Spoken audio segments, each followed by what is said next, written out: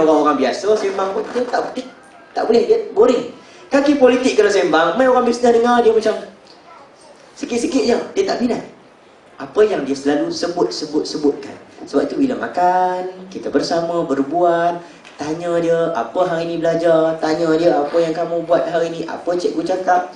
Satu lagi nak saya nak beritahu pada diri saya sendirilah.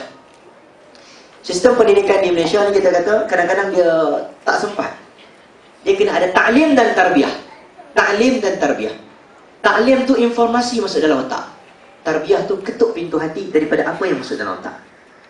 Ramai orang kita tanya, dia faham agama, dapat 100% A dalam pendidikan Islam. Kita pergi sekolah tu, 100% ni A pendidikan Islam. Tapi tengok tak nampak gaya macam 100% pun. Nampak budak-budak tu nampak tak macam A ke pendidikan Islam ni.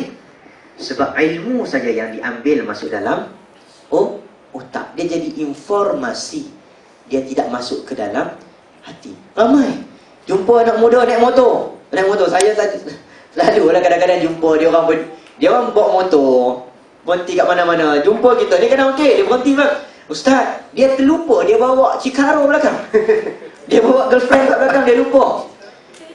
Dia berhenti dah, Assalamualaikum Ustaz. Orang rumah dia buat geling-geling Memang dia kata, belum kahwin ni Ustaz. Kita pun saja, dah kahwin. Boleh ke duduk dekat-dekat rapat-rapat ni saja tanya. Dia dah gelak-gelak, dia baca wala taqrabuz zina. Oh boy. Dia boleh baca dalil. Dia boleh baca dalil. Tetapi dalil itu di sini tak turun ke sini. Tak turun ke hati. Sebab tu kalau pergi sekolah, kadang-kadang cikgu tak sempat. Dia ada 30 anak murid. Dia boleh bagi informasi je. Dia nak ketuk pintu hati, kadang-kadang tak sempat. Tak sempat dengan silibus, kita tak mau salahkan cikgu. Sebab boleh jadi tak sempat. Cuba kita pula, apa cikgu cakap tadi? Mak, cikgu cakap tadi, pendidikan Islam cakap tadi, cikgu kata nak makan, kena makan. Apabila nak sembang dengan orang, kena beradab. Nabi kalau sembang dengan orang, Nabi tengok mata orang. Nabi akan sembang dengan orang, Nabi tenung mata orang tu, Nabi akan pegang orang tu, Nabi akan tak akan berpaling selagi tak berbual tu tak habis. Oh macam tu. Pegang anak.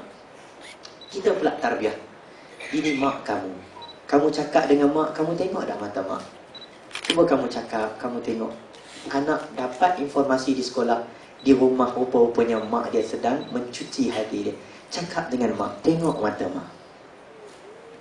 Dia cakap, tengok. Nabi punya akhlak, kalau kita tengok Nabi punya akhlak, orang dapat rasa. Nabi sentuhan Nabi berasa. Nabi sehinggakan Nabi punya hebat, tak hebat Nabi. Nabi kalau dia duduk, jumpa dengan orang, duduk antara dua sujud di masjid. Duduk antara dua sujud ni, kalau kawan ni tengok gambar dia. Contoh kawan ni nak jumpa dengan Nabi, Nabi tidak akan duduk saya duduk terus. Nabi takkan duduk betul-betul lututnya menghadap kepada orang. Melainkan Nabi akan sengit sedikit. Kemudian baunya akan kenapa? Respect Nabi kepada semua orang. Sampai macam tu. Sahabat Nabi dapat rasa akhlak Nabi memang datang daripada hati Nabi sallallahu alaihi wasallam. Sebab itu sahabat Nabi semua jumpa Nabi, Rasulullah, nasihat kepada aku. Kita kadang-kadang orang bagi nasihat kepada kita tak suka dengar Syekh ceramah aku. Syekh ceramah aku. Tapi ada tak kadang-kadang kita call berebut-rebut untuk dapat panggilan, untuk call dengan pakar motivasi, tolonglah nasihat saya. Sebab kita selesa dengan nasihat dia, kita percaya dengan dia. Kita nak anak juga dapat rasa dia nak dengar nasihat kita sebegitu. Kadang-kadang anak tak suka, Syekh mak ni bebel dia. Tapi sampai satu tahap kita akan, mak tolonglah nasihat anak kami ni. Saya pun pernah merasai keadaan itu. Bila kita dah jadi muda, kita balik rumah, kita perlukan, dah lama tak dengar. Dia pun datang, ayah pun tak nasihat dah. Ayah dulu ni kalau kita balik rumah, Ashraf, solat, Ashraf, tapi sampai sekarang lagi dah, Ashraf, solat. Dulu solat Jumaat ni, dia kejut kita. Sekarang ni dia tak dah. Dia pergi pakai, dia bunyi-bunyi kunci kereta dia bunyi-bunyi lah. Faham dah kan nak pergi? Tak pergi sekali ke? Kita kena faham. Tapi kita tahu dia satu peringkat, dia tak nak nasihat dah kita. Tapi kita pula rasa rindu pada nasihat. Abah ada nak nasihat tak? Kita pula nak. Diam, tak apa, nak abah bagi dah. Kita tak mau cakap. Tapi kita faham, mungkin dia tahu apa kekurangan yang dia nak, tapi anak tak Tak dapat. Banyak bergaul, banyak bersembang, banyak berbual dengan anak-anak yang pendiam tak semestinya. Tidak baik. Kadang-kadang dia apa? Malu. Wanita lelaki, anak lelaki perempuan. Anak perempuan. Perempuan ni dia lagi malu, lagi bagus sebenarnya. Kadang kita salah. Nabi bila orang datang rumah, Nabi suruh anak lelaki buka pintu. Kadang-kadang kita tersilap. Mila buka pintu. Nabi suruh orang lelaki yang buka pintu. Perempuan orang datang rumah, kita ni kadang malas. Kau buka pintu tu, siapa datang pula? Orang rumah semua buka. Lelaki yang buka, orang rumah sembunyi di belakang. Itu biasa. Lelaki tampil ke depan. Bila mana anak kita lelaki, tetamu datang rumah, anak kita duduk kat dapur, lelaki duduk kat dapur, kita kena risau. Kita kena risau. Malu tak kena tempat. Tapi kalau orang datang rumah, anak perempuan tengok TV relax depan, kita kena risau pula itu. Kita kena ada perbezaan. Ajarlah, Nabi kata, anak lelaki kamu seperti pahlawan. Sebab ajar seperti pahlawan, dan ajarlah anak-anak wanita kamu seperti kaca. Dia lebih takut untuk jatuh pecah. Pahlawan, tengok orang Arab kadang-kadang dia angkat anak dia, lempar gitu, dia tak ada untung.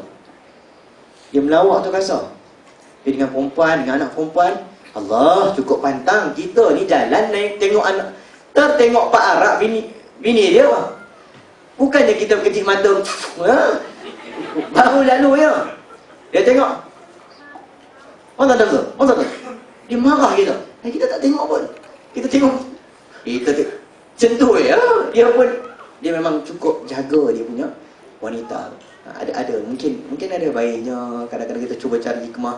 Sebab tak semua orang, ada yang pendiam tu baik, ada yang pendiam. Saya pun takut pendiam. Yang mana satu ni?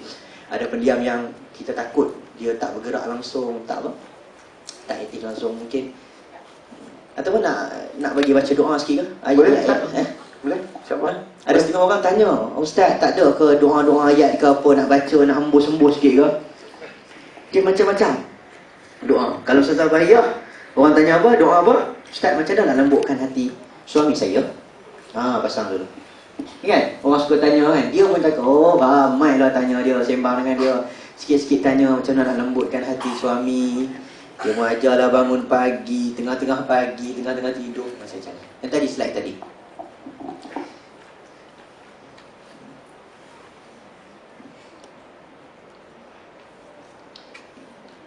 Ada banyak yang kita boleh baca daripada ayat-ayat Al-Quran. Boleh. Wa nazzil minal Qur'ani ma huwa shifaa'un wa rahmatul lil mu'minin. Ayat Al-Quran ni banyak yang kita boleh baca kepada orang yang kita nak lembutkan hati. Nabi tak kata ayat ni lembut hati orang. Nabi tak kata. Nabi tak kata ayat ni boleh sembuh orang. Nabi tak kata pun. Tapi dia dipanggil tajribah. Tajribah ni maksudnya, ataupun kita kata pengalaman, ataupun dari segi sudut ilmu, kefahaman. Contohnya surah Taha. Taha. Nabi tak kata pun ayat ini melembutkan hati. Ada tak Nabi kata? Tak ada.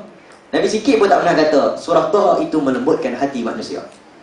Tetapi cek balik, tengok Umar masuk Islam dengan baca ayat Al-Quran surah Taha. Tak semestinya ayat itu boleh, ayat itu boleh. Tak semestinya. Tapi itu amalan. Nabi pernah puji. Bacalah surah Qul a'udzu birabbil falaq, Qul a'udzu birabbin nas, Qul huwallahu ahad. Nabi suruh baca sebelum kamu tidur. Nabi suruh baca elak daripada syaitan, baca ayat kursi. Maksudnya ada surah yang berfungsi tertentu. Ada. Tetapi taklah kita kata ini baik. Ada sahabat Nabi, dia tak tahu orang kena gigit kan. Kena gigit binatang besar. Nabi baca apa? Fatihah. Bukan Nabi, sahabat Nabi baca Fatihah. Dia kata, okey, kena gigit bisa mai aku nak baca. Dia pun bukan pandai sangat. Tapi dia yakin, dia baca Fatihah, sembuh kawan tu. Kalau kita lah orang tanya, Ustaz, apakah doa baca ketika sakit Ustaz? Baca Fatihah. Mesti dia kata, Ustaz ni tak power. Fatihah ni memang semua orang baca. Bagilah ayat dahsyat-dahsyat sikit. Macam tak? Apa doa ayat bagi mengelakkan syaitan? Baca ayat kursi. Tak power langsung. Daripada kecil kami belajar surah ayat kursi tu elak daripada syaitan.